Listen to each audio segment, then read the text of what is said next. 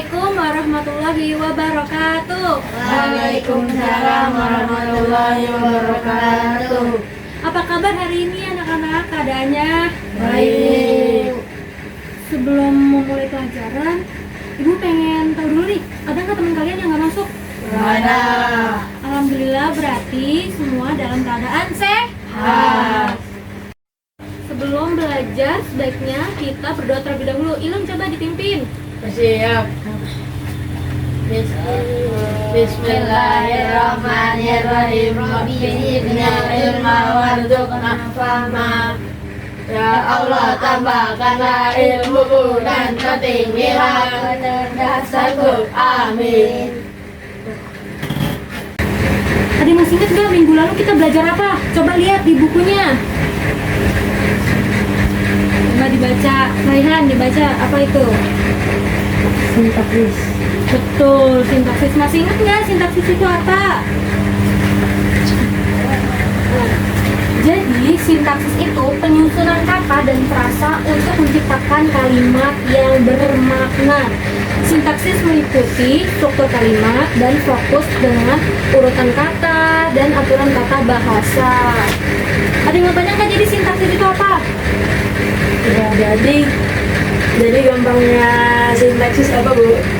Jadi sintaksis itu berhubungan sama kalimat. Kalau misalnya ada dua kata yang bisa jalin kalimat, ada urutan kata, itu bisa disebut sintaksis. Oke. Setelah belajar sintaksis, kita ingat sintaksis, kita lanjut ke materi selanjutnya, yaitu coba baca kalimat.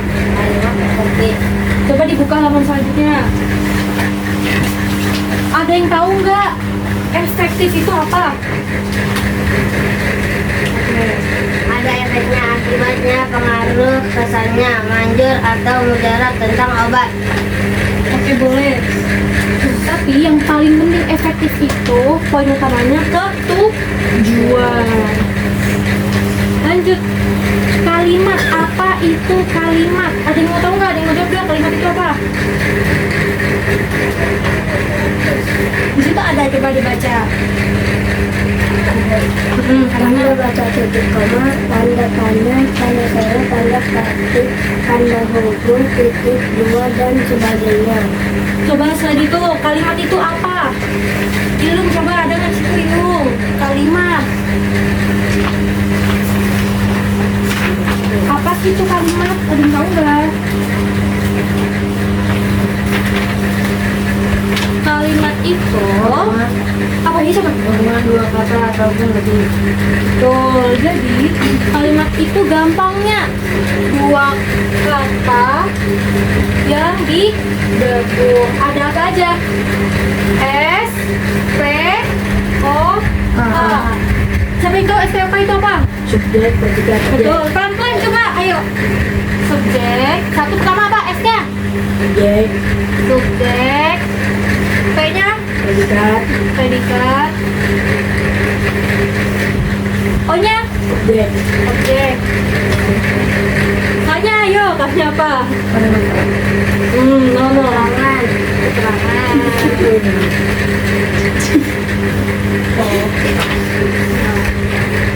Tapi sederhananya kalimat juga bisa cuma ada subjek dan predikat aja juga udah bisa disebut kah? Lanjutnya, jadi kalimat efektif itu adalah menyampaikan pesan dengan jelas dan tepat sasaran tanpa kelebihan kata-kata yang tidak perlu. Jadi intinya kayak kalimat efektif itu to the point, jelas, singkat dan padat. Oke? Dan tidak bertele-tele. Selanjutnya, di kalimat efektif itu ada apa aja? Terus kapital, Kencengin, coba suaranya kencengin. huruf kapital, spasi, pengaruh kata perhatikan, penulis, sandi yang dikasih, dipisah, dan yang digabung. Betul. Tapi sebelum itu ternyata ada lagi nih dari kalimat efektif, yaitu tentang ketata bahasa. pembiasaan kalimat efektif. Contohnya, nah, kelihatan nggak ya? Kalau ada imbuhan me ketemu i, maka setelahnya harus benda hidup. Nah, dulu, ntar kita kasih contohnya. Kalau me ketemu kan, maka setelahnya harus benda mati. Ya udah. Jadi dia untuk siapa dan ini untuk apa. Contohnya gimana? Ibu guru menugasi kami. Atau yang benar, ayah mewarisi tanah. Kira-kira yang benar yang mana? Kalau Rehan begini, coba kalau yang lain. Mau ketemu i harus benda hidup. Mau ketemu kan harus benda mati. Kalau kata Rehan yang pertama yang benar. Kalau kata siapa namanya? Khairul apa? Yang kedua. Yang kedua. Kalau kata Atu? Satu. Satu. Kalau kata Ilung? Satu. Jadi yang benar itu yang ke satu. Karena abis me i, maka ketemunya apa? Benda hidup yang ditanya si siapa.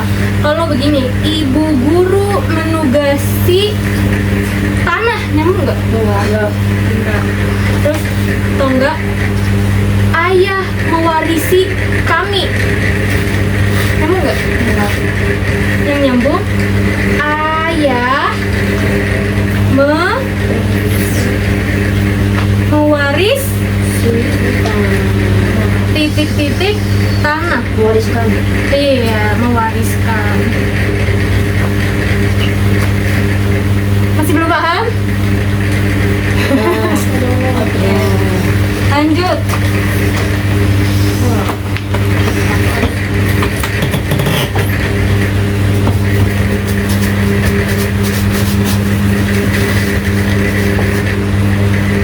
Oke, selanjutnya yang tadi diomongin viral, yaitu ada kalimat efektif, yaitu pertama ada tanda baca, terus huruf kapital, spasi, pemenggalan kata, salah ketikan, dan ejaan kata baku. Kita ulik dulu yang pertama. Ada tanda baca apa dulu nih? Tanda koma. Siapa yang tahu fungsi tanda koma? Jadi fungsi tanda koma itu biar kita bacanya ada jedanya. Kalau misalnya Atu membeli nasi goreng ikan manisan, yang kalian dengar apa? Gak nyambung kan? Nasi goreng, kirain nanti nasi goreng rasa ikan yang manis. Ada nggak kayak gitu? Gak ada. Jadi kita kalau ngomong Atu membeli nasi goreng, ikan, dan manisan, itu fungsi tanda koma biar kita ada nafas juga dulu. Selanjutnya ada tanda-tanda baca. Yang pertama ada titik. Kalau titik digunakan di mana? Betul. Kayaknya kalau ini udah pinter ya. Terus tanda tanya di mana lagi? Betul, ada kalimat juga. Tanda seru. Iya. Terus tanda titik dua.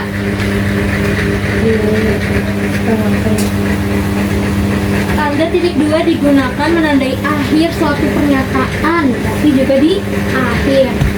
Lagi, tanda hubung. Tanda untuk menghubungkan kata. Tanda petik. Gimana nih? Mengapit 2 kah 5 contohnya.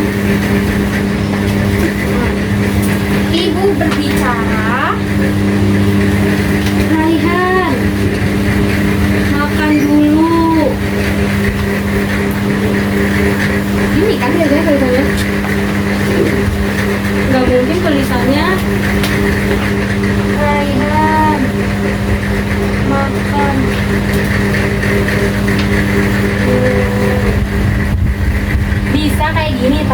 kayak gini lebih ke penegasan.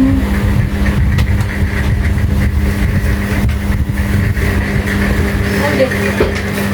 Habis Anda baca, ada huruf kapital. Siapa yang tahu huruf kapital biasanya dipakai di mana? Kalau kalimat. Kalau nulis apa aja? Nama. Agama. Lagi apa lagi?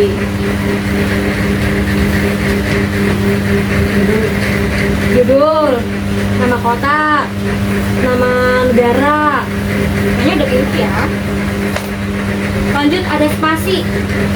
Agak mirip sama koma, tapi kalau koma itu kan dia ada tandanya. Kalau spasi dia buat jeda aja. Bisa buat paragraf juga. Kalau nggak ada spasi kita pusing bacanya. Selanjutnya ada pemenggalan kata di. Pemenggalan kata di. Ada yang pernah dengar nggak pemenggalan kata di? Jadi kuncinya itu di waktu. Kalau di arah, di waktu, di tempat. Kalau nggak menunjukkan kata tempat, kata arah, kata waktu, itu maka digabung. Misalnya di depan, digabung apa dipisah? Dipisah. Kalau di buku, betul. Kenapa digabung? Karena bukan tempat. Kalau di depan kenapa dipisah? Karena tempat. Karena arah. Oke? Gampangnya kayak gitu ya. Buku itu dibaca oleh adik dinya. Digabung apa dipisah? Pisah. Gabung. Lagi saya belajar di sekolah. Gabung. Dipisah. Dipisah. Pakaian itu dicuci oleh ibu. Digabung. Karena bukan tempat. Bukan bukan waktu. Oke. Lanjut. Kata baku. Kata baku itu apa? Kata yang sesuai penulisannya dengan Kamus Besar Bahasa Indonesia. Contohnya, kalian kata bakunya menurut kalian atlet atau atlet? Atlet.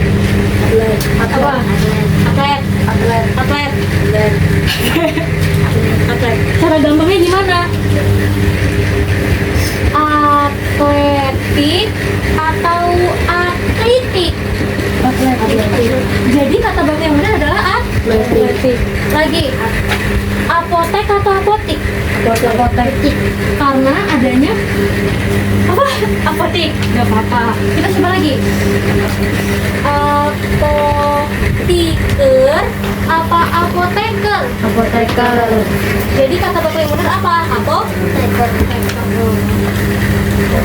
Ada lagi nggak yang mau tanya kata baku? Ya.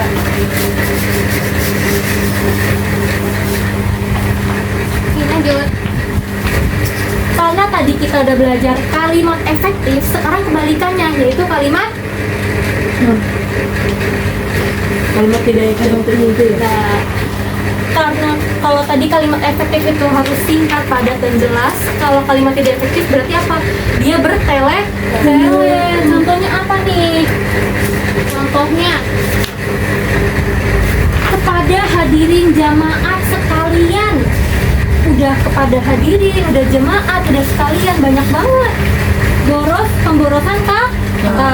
Satu lagi, sampailah kita di penghujung acara yang sangat amat. Itu nggak boleh digabung karena pemborosan kata. Misalnya, Ilul sangat amat tampang. Boleh nggak kayak gitu? Karena apa? Pemborosan kata. Oke. Wah, udah selesai nih. Tapi sebelum selesai, kakak punya breaking dulu. Berdiri. Nih, kepala, pundak, lutut, kaki. Oke? Kalau kakak bilang sentuh, apa yang kakak bilang? Bukan apa yang malah teh. Ya, kepala, pundak, lutut, kaki, kepala, lutut, pundak, kaki,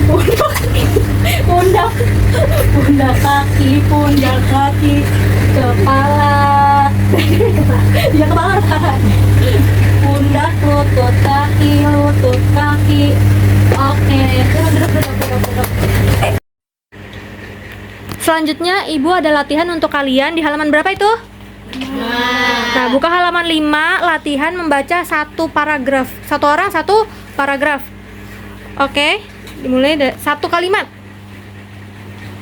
Dari siapa yang nomor 1? Saya. Tak hanya orang dewasa, kini cukup banyak ditemui anak-anak bermain medsos alias media sosial. Di sana mereka bisa menambah pertemanan, sekaligus mendapat banyak informasi penting dan menarik. Namun sebenarnya, berapakah batas usia menggunakan media sosial untuk anak? Ibarat pisau bermata dua, media sosial juga punya dua sisi selain memberikan manfaat. Platform jejaring sosial seperti Facebook, Instagram, dan Twitter juga punya dampak negatif.